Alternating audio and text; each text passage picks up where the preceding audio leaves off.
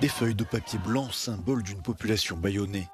Des centaines de personnes se sont retrouvées à Pékin ce dimanche pour dénoncer la gestion autoritaire de la pandémie exercée par le pouvoir chinois.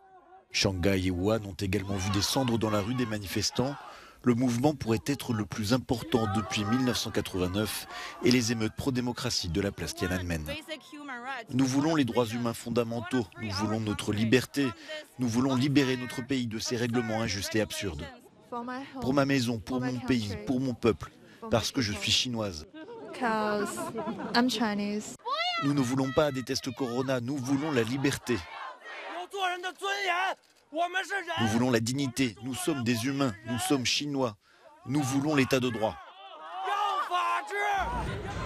À Shanghai, des centaines de personnes ont affronté la police ce dimanche. Mais ces dernières heures, le pouvoir semble vouloir éviter toute contagion en bloquant les réseaux sociaux. Les infections au coronavirus en Chine augmentent toujours de manière exponentielle, avec près de 40 000 nouveaux cas ce lundi, un record depuis le début de la pandémie. Des villages entiers détruits. Dans la région de Kharkiv, depuis le début de l'invasion russe, le paysage fait place à la désolation. Avec l'arrivée du froid, les autorités tentent à tout prix de rétablir le courant, l'eau et le chauffage partout en Ukraine. 80% de la production est aujourd'hui assurée selon les fournisseurs d'électricité. Dans un discours dimanche soir, le président ukrainien Volodymyr Zelensky s'est montré une nouvelle fois optimiste. Ensemble et en nous aidant les uns les autres, nous passerons ce défi de la guerre. Cet hiver, nous triompherons de la tentative de la Russie d'utiliser le froid contre les gens. Ce week-end, le Premier ministre belge était en Ukraine pour une visite surprise. Alexander De Croo s'est rendu à Borodianka et Boutcha. C'est là que début avril, plusieurs centaines de personnes ont été massacrées suite à l'occupation russe de la ville. Si vous avez vu cela, alors je ne peux pas imaginer comment négocier avec la Russie. Après cela, notre seul objectif ne peut être que d'aider à libérer l'Ukraine. À Borodianka, plus d'1 millier de bâtiments ont été détruits. Mais malgré les dégâts, selon les autorités locales, environ 80% des habitants sont revenus. Température négative et premiers flocons de neige ont déjà fait leur apparition à Kharkiv, dans l'est de l'Ukraine. Alors que l'hiver s'annonce rude, le Conseil norvégien pour les réfugiés tente de venir en aide aux plus démunis. Le secrétaire général de l'organisation humanitaire, dont les équipes sont déployées dans plusieurs villes du pays, évoque une situation alarmante. Nous sommes dans une course contre la montre et contre l'hiver. La plupart de ceux qui vivent près de la ligne de front n'ont reçu quasiment aucune aide ces derniers mois. La situation en Ukraine est terrible et elle est exacerbée par les attaques russes contre les infrastructures civiles.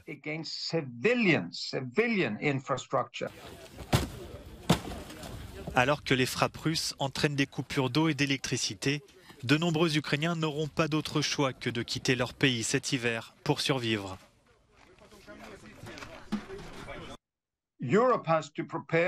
L'Europe doit se préparer à accueillir des centaines de milliers de nouveaux réfugiés cet hiver. De la Norvège au nord, aux pays du sud de l'Europe, il y aura des dizaines de milliers de nouvelles personnes qui arriveront.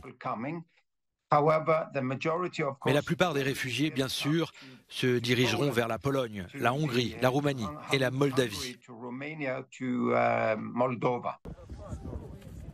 L'organisation humanitaire demande également un accès sécurisé aux zones de guerre pour venir en aide aux personnes âgées restées sur place, par volonté ou par contrainte.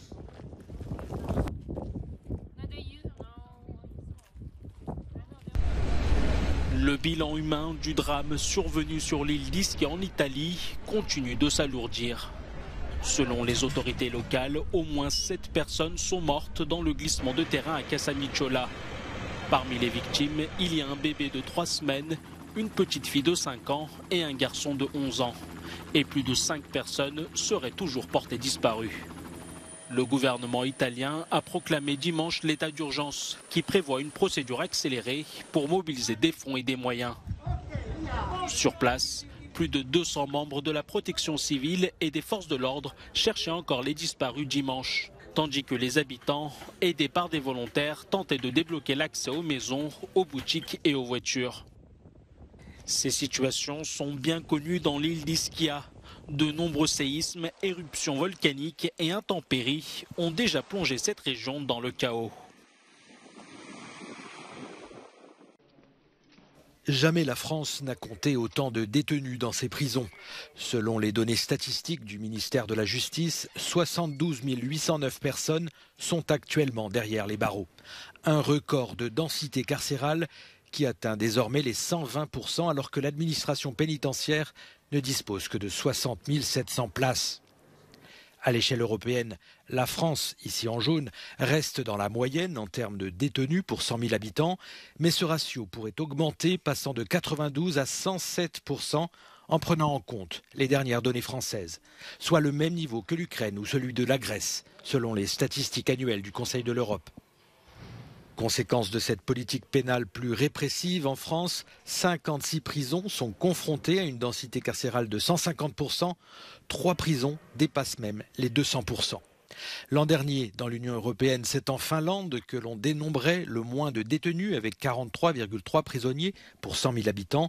C'est en République tchèque que l'on enregistrait le plus de prisonniers avec 192 personnes. À titre de comparaison, c'est en Turquie et en Russie que les taux d'incarcération figurent parmi les plus élevés, avec plus de 325 détenus pour 100 000 habitants. À Bruxelles, la fête a dégénéré en émeute. Après la victoire de l'équipe marocaine contre la Belgique ce dimanche, des dizaines de personnes se sont opposées aux forces de l'ordre pendant plusieurs heures. Ils s'en sont pris au mobilier urbain et des voitures ont été incendiées. La police belge a procédé à 11 arrestations. Les habitants du quartier font part de leur écœurement. Les jeunes, ils sont fous. C'est des adolescents, 14, 15 ans. Ils cassent tout.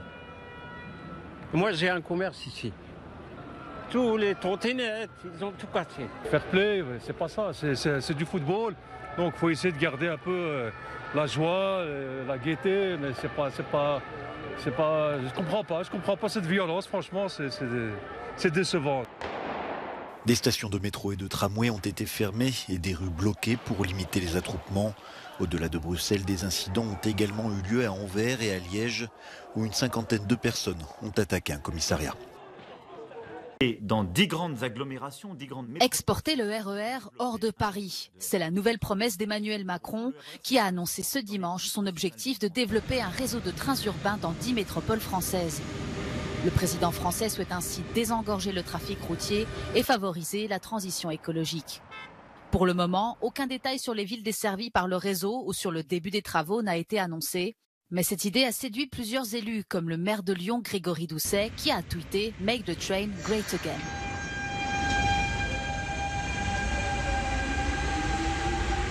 C'est la rentrée, vous venez de commencer les cours de philo, et c'est pas encore très clair pour vous, hein. C'est quoi au juste la philo ?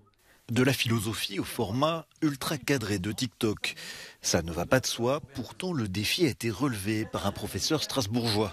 Depuis son appartement et avec l'aide d'un ancien élève, Lev Frankel produit depuis le mois de juin des vidéos d'explication de notions de philosophie pas toujours évidentes.